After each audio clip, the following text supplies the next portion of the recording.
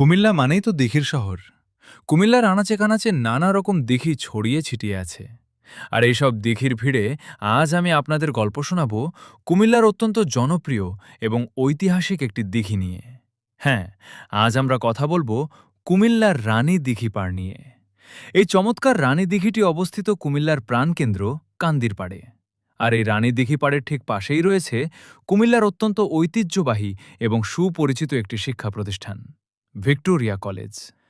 এখন এই দিঘির চারপাশ জুড়ে তৈরি করা হয়েছে দারুণ এক হাঁটার রাস্তা বা ওয়াকওয়ে। বিকেলে বা সকালে মানুষ এখানে মন খুলে হাঁটাহাঁটি করতে পারেন, একটু শান্তির নিঃশ্বাস নিতে পারেন। শুধু কি হাঁটার রাস্তা? দিঘিপাড়ে চারপাশের সৌন্দর্য বাড়িয়ে দিয়েছে নানা রকম ফুল গাছ। আর তার মধ্যে সবচেয়ে চোখ জুড়ানো দৃশ্য হল এখানকার কৃষ্ণচূড়া গাছগুলো।